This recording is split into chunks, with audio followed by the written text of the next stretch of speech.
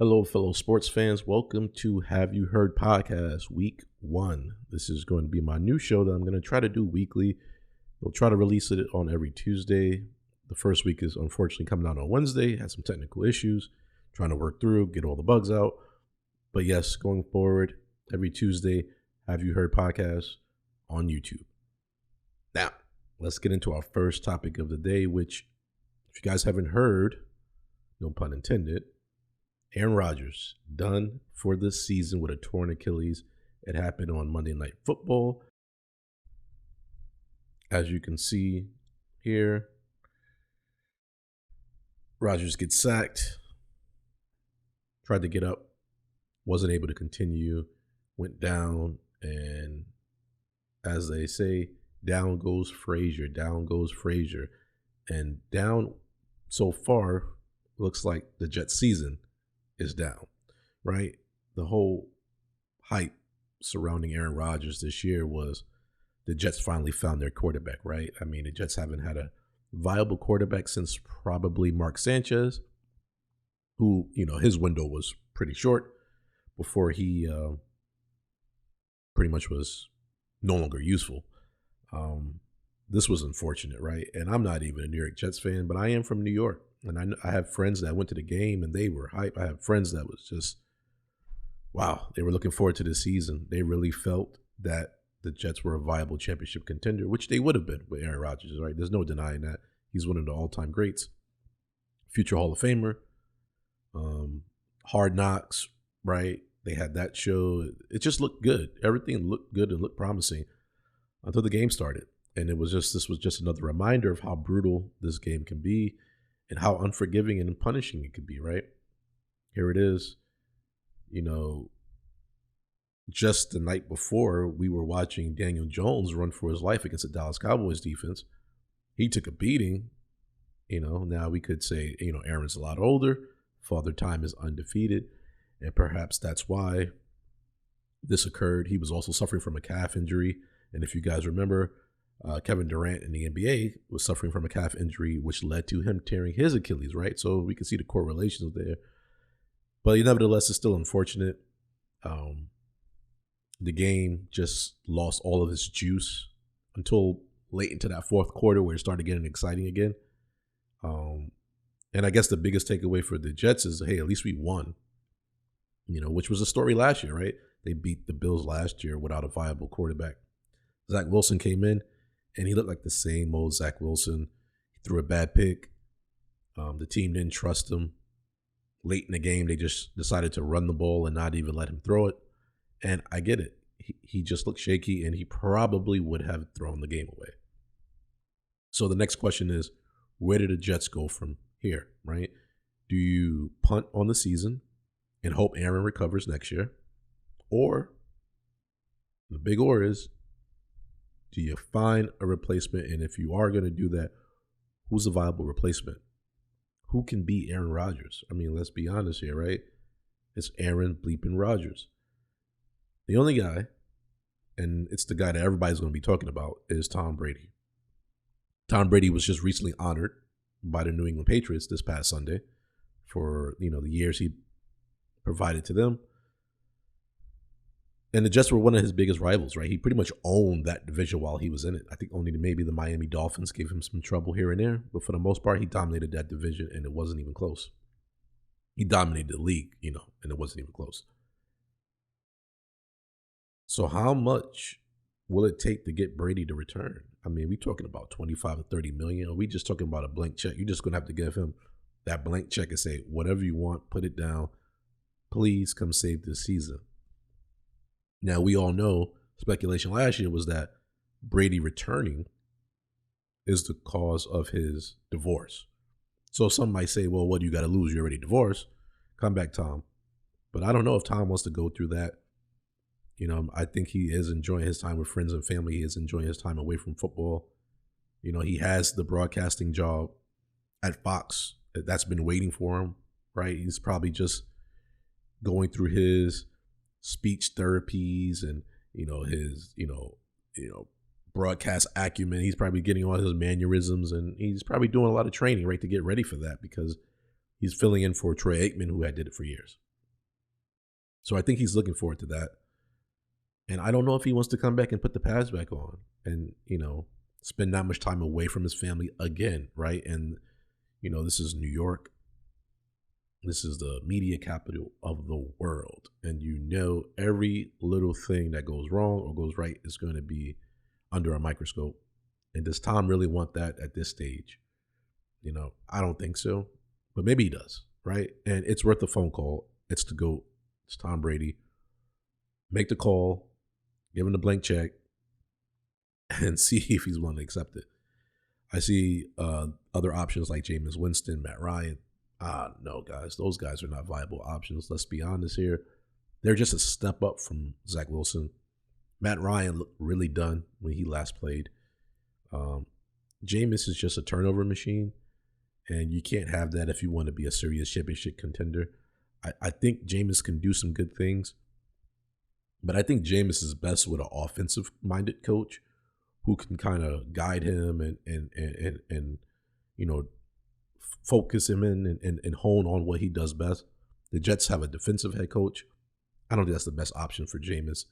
I think he'll play a lot of hero ball. It's New York, and that'll lead to turnovers, and that just won't help the Jets. Like I said, Matt Ryan is done. Joe Flacco looks done. They tried that. That didn't work. And, this late in the season, this late into the start of the season, right, after training camp and all of that, everybody pretty much has their quarterbacks and they have their backup quarterbacks. You might be able to find a receiver. You can find a defensive player, but a quarterback is going to be tough to find. And this second game against the Dallas Cowboys, with that defense, you're not going to get anybody up to speed if you do sign someone. So you're going to have to put Zach Wilson out there. And that's a tall task to ask anybody, but especially Zach Wilson, and if you're the Jets, you're looking at a potentially 0-2 hole to start the season. It's a long season. Doesn't mean it's over. But then you got to bring in a new quarterback potentially and then get them up to speed. So when you're looking at maybe a 0-3, 0-4 start before it's just, and it's unfortunate because that defense is good. The special teams was amazing. Special teams won the game, right? And, they got a good receiving core. Garrett Wilson is looking like a stud. He's looking like he's proving to be a viable number one option.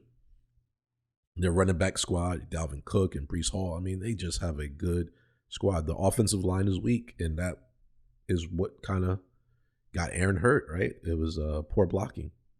But besides the offensive line, I don't think there's really any questions on the Jets team now except for the quarterback position. So again, call Tom, give him a blank check. You got to do some serious convincing. And that's the only viable option, I think. If you're going to replace Aaron Rodgers, it has to be with Tom Brady at this point. Going in any other direction would just be to get another backup for Zach Wilson, and you just got to hope Zach can continue to develop. But this first game, he did not look good, and I understand he was just thrown in there, but the quarterback should be the most prepared player on the field, and Zach looked unprepared. So good luck to the Jets. That's our first topic of the day. Stick around for our second topic, and I'll see you guys shortly right after this.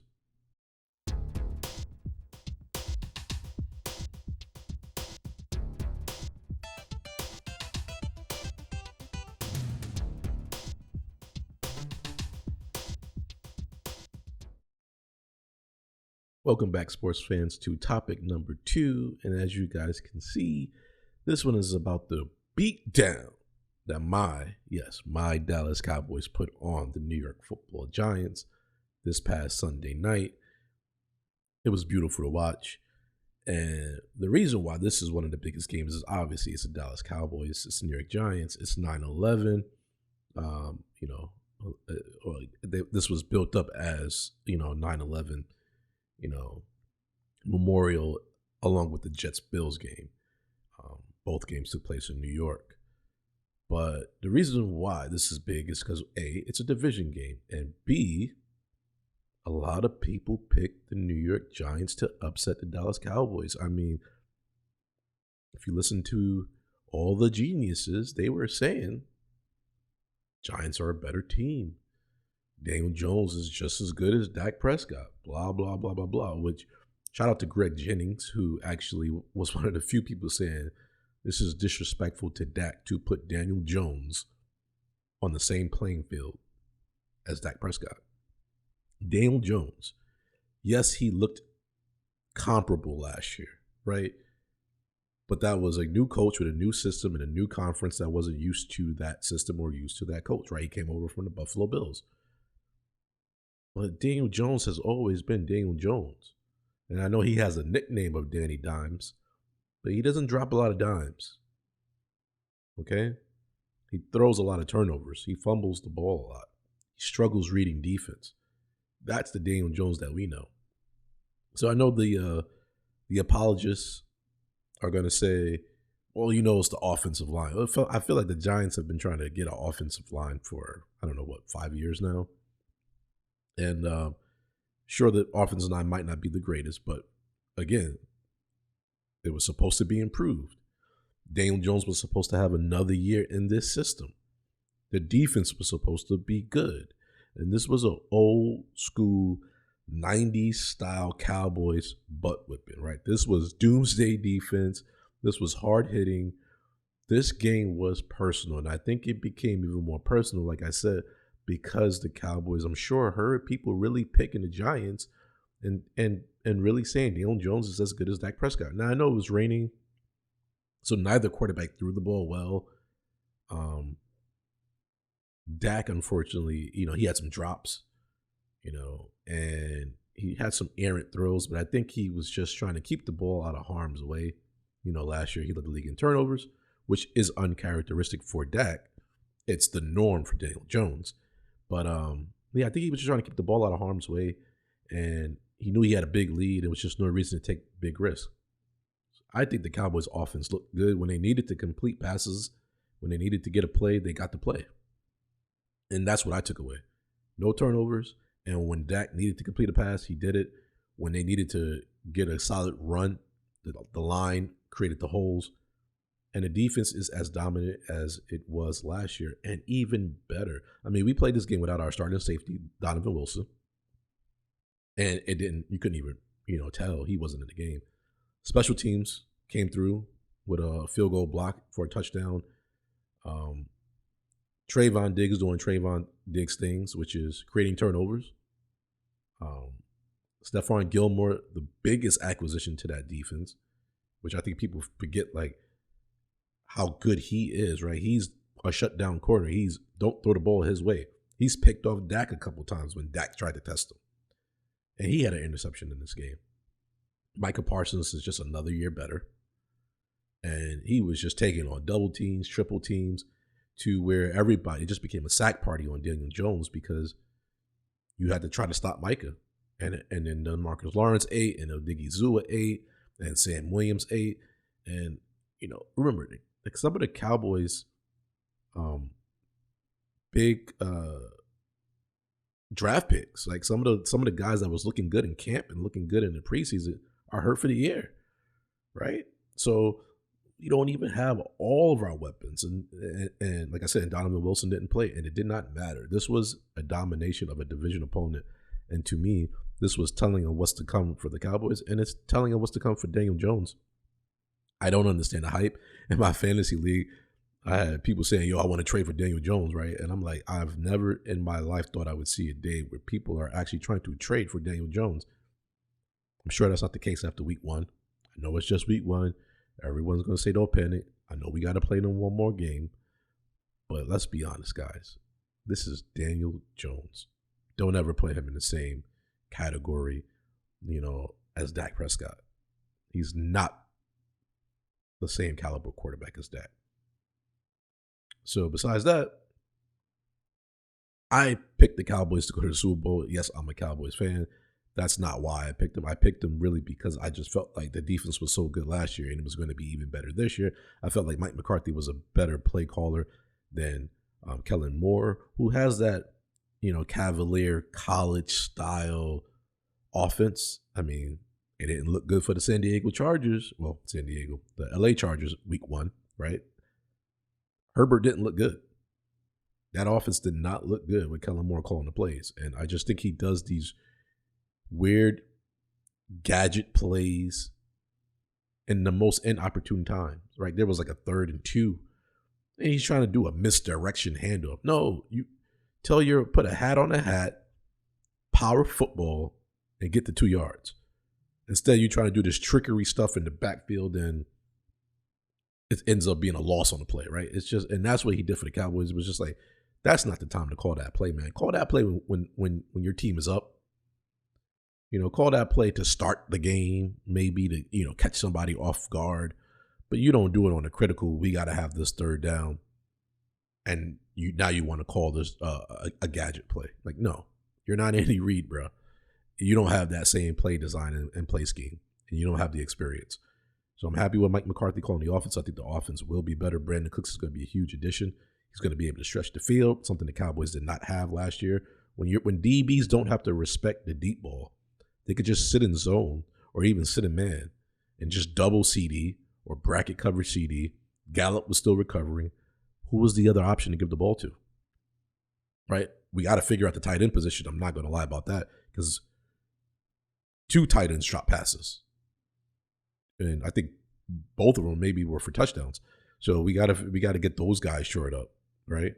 But yeah, besides that, I think the offense is going to be much better with Mike McCarthy. I think Brandon Cooks is going to take the top off of defense, and that's going to make us better. So I got high hopes for my Cowboys. Like I said, I got them going to the Super Bowl, and I got them winning the Super Bowl. And we'll see, right? It's a long season. You got to stay healthy. But I think this was an impressive showing for the Cowboys, and I think this was a telltale sign of what's to come for Daniel Jones. He's overpaid. I know people are going to say, well, it's not that big of a salary compared to the league average. Giants shouldn't have paid him at all. I had this discussion with my friends who are Giants fans. Like I said, I'm from New York, and I told them straight up, I would have not re-signed Daniel Jones last year, and I would have tried to get into the Caleb Williams sweepstakes. I know, unproven rookie, but I think if I'm the Giants, I would have rather taken that route, taken that approach. Continue to collect pieces, in the receiving corps, which they're still lacking. Darren Waller was the big signing. Did he do anything in this game? Right, but still continue to build that offense, continue to build that defense, and then get into the Caleb Williams sweepstakes and try to draft your future quarterback, because Daniel Jones is clearly not it. So I'm going to leave it there. Tell me what you guys think about this game. Leave your comments below. Do you think the Cowboys are a championship caliber team, or do you think it's all hype like the previous years for the Cowboys?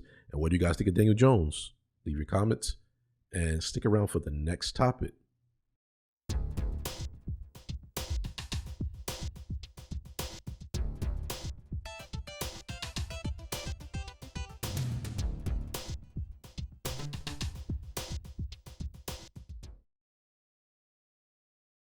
Welcome back to the Have You Heard podcast. This is topic number 3. And I think eventually we're going to have to get a ticker on this thing, right? If anybody's able to do it for me, leave your information in the comment section, because I'll definitely be interested if somebody could create me a little topic ticker at the bottom. But let's go on to number 3, which is Texas versus Bama. Goliath has fallen, right? This was an entertaining game from beginning to end. This ended up with a hook 'em horns victory as Texas, in the revenge game of last year, upset Alabama at Alabama. I mean, Nick Saban, this is his biggest loss, home loss, since he's been at Alabama, right? That's big, because the SEC has been dominating. And right now, if you look at the standings, the SEC isn't doing that well. Texas A&M lost. I mean, you still got Georgia, right? And they're technically right now, they're the big dogs of the SEC conference. And Alabama is, the number 2 dog right now. But still, this was a big game for Texas. Texas, if you guys aren't familiar, since the college playoff has been implemented, they haven't made it one time. And this is Texas, a historic college program, right? I mean, they had one of the greatest college games ever, right? Texas versus USC, Vince Young versus Reggie Bush. It's one of the greatest college games ever played. And that was the last time, besides the Colt McCoy years, that was the last time Texas was really good or really was considered a major powerhouse. Once Mac Brown left, it was over, right? And they tried Charlie Strong, they tried other coaches, but they got a new coach and Steve Sarkisian, another former Bama assistant, right? So you got Kirby Smart, who's turned around Georgia, right? Made them a powerhouse. He's a former assistant. And now you have Steve Sarkisian. So that tells you that under that Nick Saban branch, got some good coaches, man. But this was an impressive game. And why it was impressive was defensively. Texas got after them. And I felt like that's what gives teams that play against the SEC schools trouble, is getting pressure on these quarterbacks, right? Because they always got these massive lines, right? Their defensive lines and offensive lines in the SEC are just big, dominant players, right? And it's really hard to see somebody get through, right? Get pressure on their quarterbacks, right? Their quarterbacks and their running backs usually just have lanes to run and plenty of time to throw, and that wasn't the case in this one. Now, it could be parity starting to get into, college football. And we're going to talk a little bit about Colorado later because we know what Deion's doing with those boys. But we also got to look at, and I do got to say this, Texas is actually headed to the SEC, right? So what if some of these, players was like, you know what? Let me just go to Texas now because I'm going to be on TV, right? I'm going to be in the SEC soon. I'm gonna be playing Georgia and the Bamas consistently going forward. So let me get in there now, right? That's why I believe we have Archie Manning, right, as the future quarterback for Texas, is because his family are SEC guys, right? Peyton went to Tennessee, and Eli went to Ole Miss. So you can kind of see that he went there because he knows Texas is going to the SEC. And he knows by the time it's his turn to start, he'll be in the SEC, right? So shout out to yours. A lot of people didn't believe in him as a Texas quarterback, right?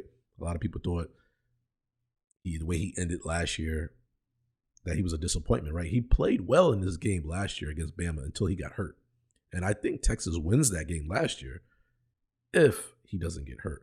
But, can't play the what-if game. You can't play the but game. They lost. This year, they redeemed themselves. It was a dominant performance in my eye. Why? Because, like I said, defensively, they matched up well against Bama, which is what you don't normally see against, out-of-conference games when they play the SEC. And the game did have that kind of Texas USC start where, the fumble here, right? And then, right, that's how the that BCS championship game started, right? With Texas fumbling the opening, not the opening punt, but they fumbled the punt, I believe, or the kick return. It was one of the two. USC recovered, and the USC got the momentum, and they're like, oh, man, USC was going to dominate, and then Vince Young just turned it to Superman, and we know what happened with that game. So that's what this was. Texas starts off with a turnover. Bama gets the ball back. Bama hype, like we about to dominate, and then Texas picks them off. And it's like, whoa, no, we have a game here, fellas. This is not going to be a domination. This is going to be a game. This is two evenly matched teams.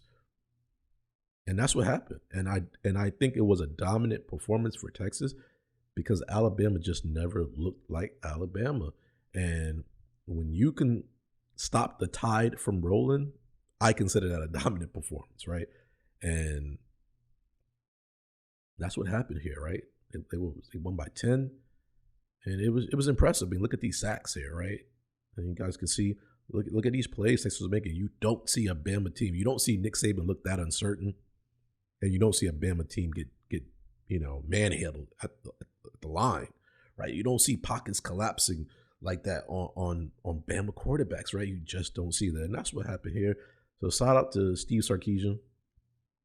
Shout out to the Texas Longhorns. It's a historic program. It's good to see programs like this, in the mix competing with the other big teams. And I think this is going to be one of the most memorable college football seasons. With what Deion's doing in Colorado, you got Caleb Williams at USC. Is the Pac-12 or Pac-10, whatever they're called now, is that the best conference in football? I doubt it. I still think it's the SEC. I think at some point the SEC teams are going to turn it up and just start dominating again. Again, Georgia is still the best team in the nation, and they're in the SEC, so they always got that. The Big Ten, we'll see when Michigan gets their coach back, right? Harbaugh is suspended for I believe the first 3 games, maybe the first 4 games. So we'll see when he comes back. If Michigan turns it up, they've been winning, but they haven't looked super impressive, and that could be because Harbaugh is out. He comes back, they might become a little bit more dominant.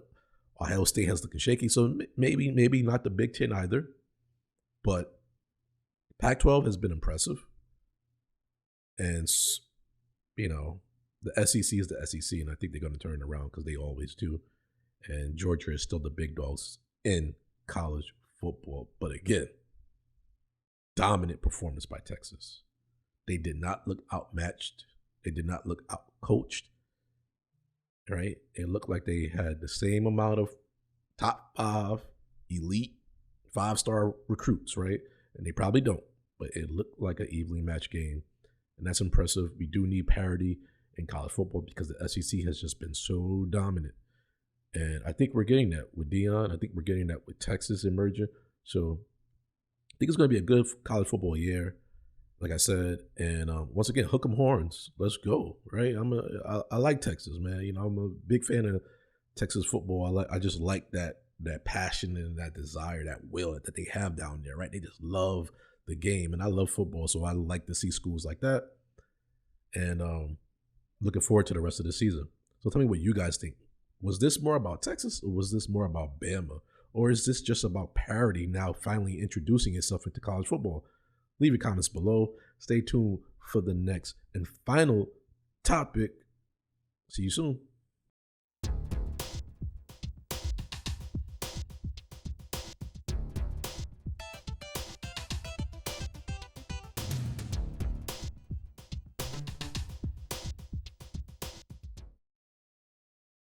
Hey, sports fans, welcome back to the 4th and final topic of this week's Have You Heard podcast. Once again, this will be a weekly podcast every Tuesday. Look for it. Check the channel, the description below. Get all the information. Subscribe. Click your notification bell and all those good things so we can continue these discussions and start this new community of football, basketball, baseball, I don't care, tennis. We doing it all. We just love sports, and that's what we're doing here. But we got to talk about this game right here. Prime time, save the best for last. Colorado Buffaloes and Deion Sanders. But it's not just about Deion, right? It's about his son, Shedeur Sanders, right? Who's looking like a Heisman Trophy candidate. Put some respect on this man's name. He was sitting up in that conference after the game looking like big boy. Said, I ain't going to say it no more. Put some respect on my name. If you guys know the reference, you know what I'm talking about. Yeah, this was a rivalry game that did not look like a rivalry game, right? This first half, it was close. I'm not going to lie. First half was interesting. It was looking like, okay, maybe Colorado isn't what we thought they were. But no. Primetime showing again why he's a good coach, and he got these boys to play hard in that second half. And that's the sign of a good coach, right?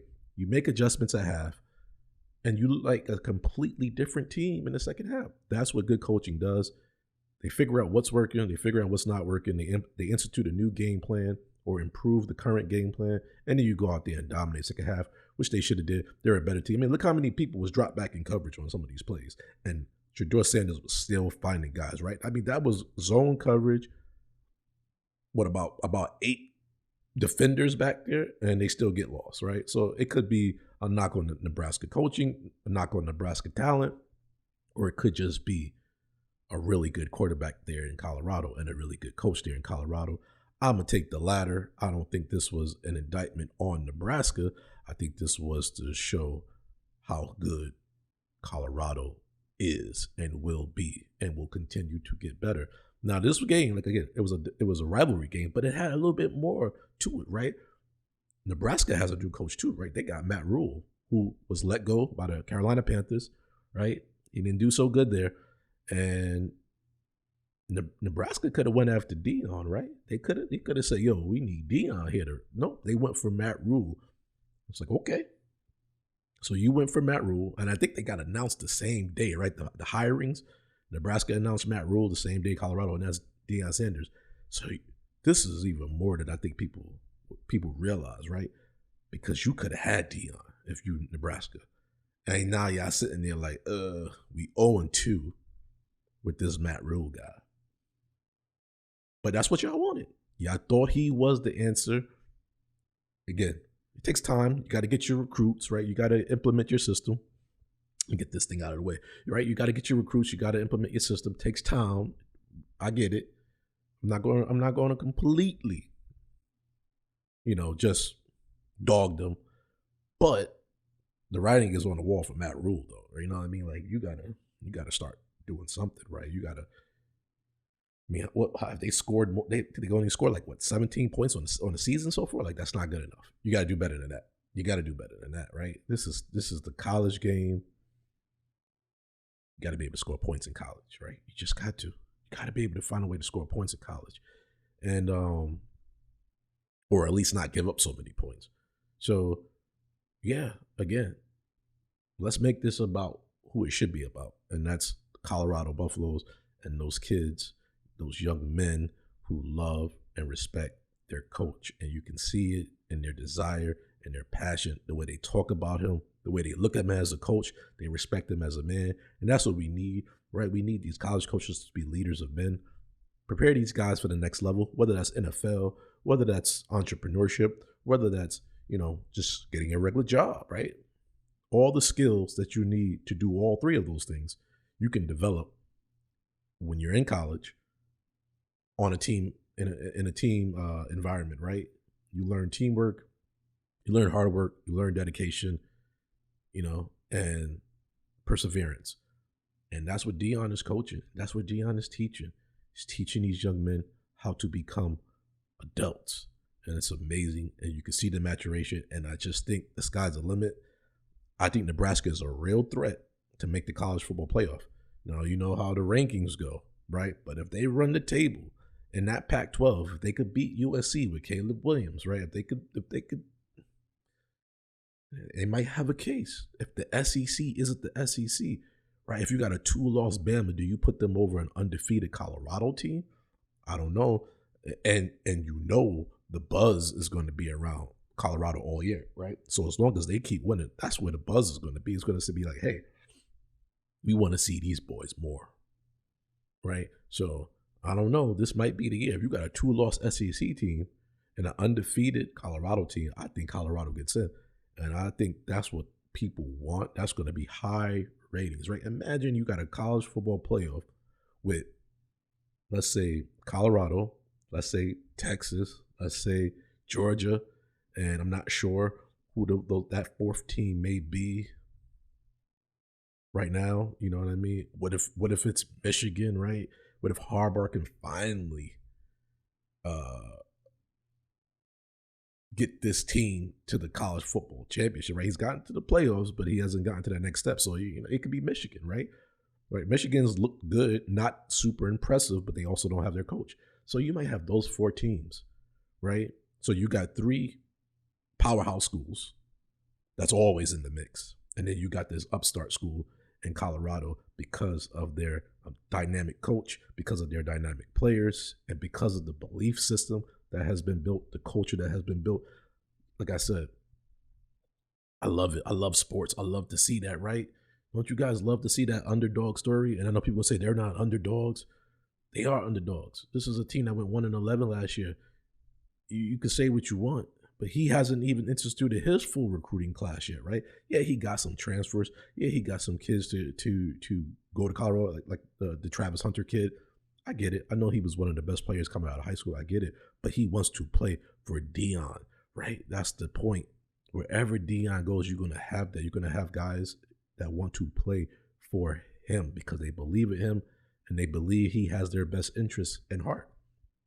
So this is an underdog story. And if Colorado can somehow run the table, make it to the playoff, the college football playoff, man, this would be one of the highest watched college football playoffs ever. And I'm pretty sure the committee knows that. So if you, Alabama, you can't afford no more losses. Y'all going to have to run the table and win the SEC championship, right? You already got one loss to Texas. Can't afford any more because Colorado runs the table. Trust me, there's going to be a lot of people that wants them in that playoff game. And they would be rightfully earned if they do run the table. Tell me what you guys think. Are you impressed with this? Is this what you expected from Colorado?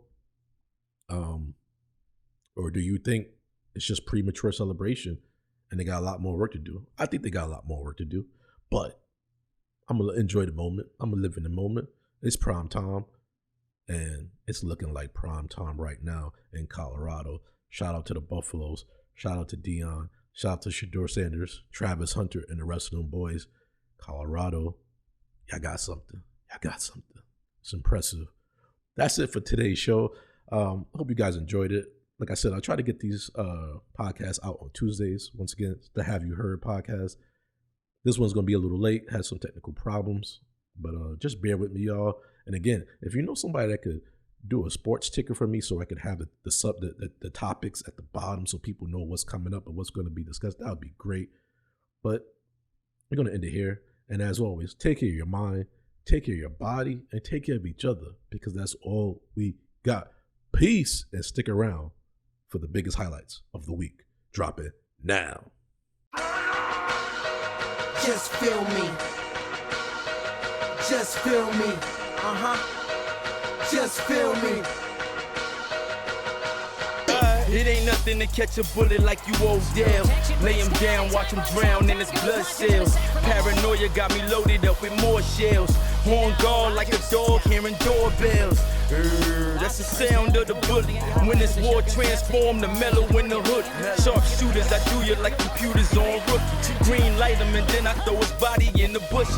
Deuce in the boot, something you gotta have. For that bullshit, I keep the heat by the cab. D-Way, King James with Orient churches. Go against my gang, we ordering hearses. Last year, this time, Baltimore, 12 brick. This year, this time, Kyrie on the Celtics. Sheesh. That mean we lay up in green, nigga. Crib by an Ozark, the money is clean, nigga. Trading in the farm for the Lincoln Continental. Same car my pops drove, so it's sentimental. Told my jeweler I need diamonds in this presidential.